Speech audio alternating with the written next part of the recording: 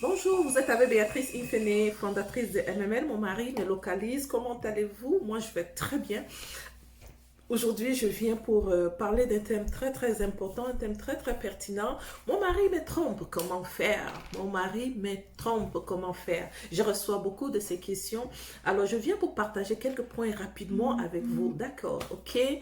Ton mari te trompe. Je vais te dire, c'est dans le calme et la confiance où se trouve ta force. Je répète, c'est dans le calme et la confiance où se trouve ta force. Ta force n'est pas dans la distraction. Ta force n'est pas dans la colère. Ta force ne sera pas dans les cris. Mais ta force sera dans le calme et la confiance. Tu sais, c'est là où se trouve ta force. Tu veux remporter la victoire. Ta force n'est pas aller faire des problèmes avec la femme au dehors. On va commencer à identifier le problème. Pourquoi il te trompe? Un, il va falloir que tu identifies au moins ces 5 points. Pourquoi il me trompe? À répondre à cette question, il te faut au moins ces 5 points. Et tu vas les trouver. D'accord? J'aimerais te dire, ne sois pas une pharisienne. Pour faire la prière de pharisien. Et voir que l'autre personne est mon problème. Où est-ce que moi j'ai failli est très important. La prière du pharisien, c'est cette personne qui vient dans la prière et qui commence à prier. Je ne suis pas comme celui-là. Moi, je donne ma dîme, je donne mes offrandes, je fais. Ça veut dire, elle fait toujours ce qui est bien. Mais l'autre personne ne fait pas ce qui est bien. Tu ne vas pas remporter la victoire quand tu identifies la faute chez une autre personne. Il va falloir que tu commences à identifier ta force. D'accord? Je suis une femme chrétienne et je parle de l'institution de Dieu qui est le mariage. Donc, quand tu es dans le mariage, tu es dans une institution qui appartient à quelqu'un. Ce n'est pas ton institution. Il y a les lois qui régissent cette institution. Et cette loi se trouve dans la parole de Dieu, la Bible. Parce que c'est lui qui a instauré, il a donné les lois qui viennent avec. Donc, la Bible nous parle de la femme étrangère. Et la Bible nous dit comment traiter une femme étrangère.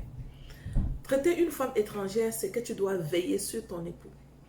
En tant qu'une femme mariée, tes yeux doivent être ouverts sur ton époux. Comment tu veilles sur lui? C'est un homme que tu commences par voir, il est tout le temps au dehors. Il aime le dehors. Qu'est-ce qui lui déplaît ici à la maison? Tu identifies d'abord. Tu commences à voir, quand il est dehors, il n'aime pas rentrer à la maison. Qu'est-ce que je dois mettre sur pied pour pouvoir l'attirer à la maison? Est-ce que tu es une femme qui lui envoie très souvent des messages?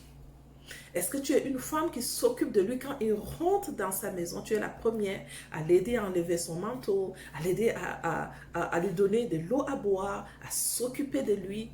Ne me dis pas que tout ce que tu es en train de dire, c'est le travail d'une esclave. Non. Ça, c'est le travail d'une femme dans Proverbe 31, celle qui veille sur sa maison et qui veille sur son époux.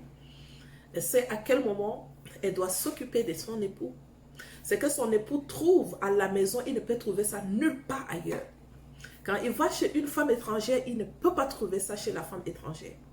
Il est dans l'obligation de rentrer rapidement à la maison. Ce que tu dois éviter de faire, c'est contacter la femme étrangère pour parler avec elle. Non. Tu ne dois jamais descendre de ton trône pour te comparer à une femme étrangère et parler avec elle. Tu es une reine et une reine ne parle pas avec n'importe qui. D'accord? C'est vraiment chercher à identifier pourquoi ton époux est au dehors. Et s'il est au dehors, il ne faut jamais crier quand il rentre à la maison.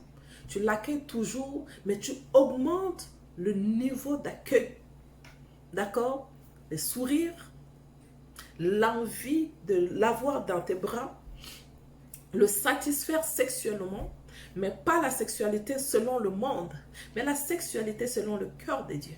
La sexualité selon le cœur de Dieu, c'est quoi? C'est une bénédiction. C'est ton corps qui bénit. Et quand ton corps est en train de bénir quelqu'un, ça veut dire toi, tu es le bonheur. Et si je suis le bonheur, qu'est-ce que Dieu a mis en moi? Et il m'appelle bonheur parce qu'il dit l'homme qui a trouvé la femme a trouvé le bonheur. Donc il m'a trouvé, je suis son bonheur. Il faut que j'actionne mon bonheur. Ton bonheur à toi, tu l'actionnes dans la prière aussi. D'accord? Prie pour que ton corps et ton cœur, ton âme soient toujours dans la joie et non dans l'amertume. Et quand ton époux rentre en contact sexuellement avec toi, qu'il soit un homme épanoui. Un homme qui est épanoui. La Bible me dit, homme aimez vos femmes comme Christ a aimé l'Église. Ça doit être le point de ta prière. Le point de ta prière, quand tu commences à prier pour ton époux, tu dois utiliser cette prière.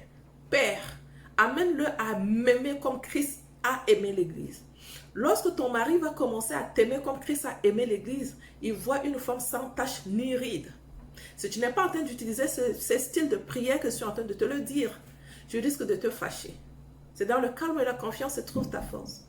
N'essaye pas avec la colère. N'essaye pas avec les cris. N'essaye pas avec les cris. Tu ne vas pas remporter la victoire. Que ton cœur ne soit jamais dans l'amertume. Ne t'occupe pas de la femme étrangère parce que quand toi tu es dans la prière, Dieu s'occupe de la femme étrangère. La justice n'appartient pas à l'homme et la femme. La justice appartient à Dieu. La justice de la femme n'accomplit pas la justice de Dieu. La justice de Dieu agit plus puissamment pour détruire tes ennemis. C'est son travail, ce n'est pas ton travail. Donc tu ne prends pas ton téléphone pour appeler ton ennemi, pour qu'il intervienne dans ton problème. D'accord? C'est ton problème entre toi et ton époux. Ne laisse jamais une femme étrangère s'introduire dans ta relation. Tu es une reine. Tu ne descends pas au niveau d'une esclave. N'est-ce pas? Je dois t'amener à être vraiment une reine. Je dois t'amener à réfléchir comme une reine. Alors, tu t'inscris à la formation Mon mariage, mon jardin d'Éden, qui est pour les femmes qui sont dans le mariage. MML Mon mari me localise. C'est une préparation pour amener les jeunes filles dans le mariage, à rentrer dans le mariage vraiment comme une fille de Dieu. Ça, c'est mon travail. Je ne les laisse pas rentrer dans le mariage tel que je vois les filles rentrer dans le mariage maintenant. C'est désolant. Elles ne savent pas pourquoi elles sont en train de rentrer dans le mariage. Elles ne connaissent pas leur mission de vie. Elles ne connaissent même pas leur identité. Elles ne savent pas pourquoi elles ont été créées. Et donc, si tu les laisses rentrer dans le mariage, elles risquent plutôt d'avoir le même langage que nous, les grandes sœurs. Mon mari ne m'aide pas. Elles ne savent pas que le mari n'a pas été créé pour les aider. Donc, elles risquent d'avoir le même langage que nous. Mon mari ne m'aide pas. J'ai dit ça aussi jusqu'à ce que je commence à comprendre le fonctionnement du mariage. Alors, ça ne sort plus jamais de ma bouche. Mon mari ne m'aide pas. Il y a une stratégie à adopter si tu veux demander à l'homme de t'aider. Il y a une stratégie. Je vous parlerai la prochaine fois de ces stratégies. Je t'invite à t'abonner à cette chaîne parce qu'il y aura souvent des clés qui seront données dans cette chaîne. Alors, très vivement, la prochaine fois, inscris-toi à mes formations. Je mets souvent des formations qui sont gratuites. Ça va t'aider. Tu m'envoies un message pour savoir quand est-ce que les formations gratuites vont commencer. Et je t'invite aussi à t'inscrire à la formation qui commence le 11 avril.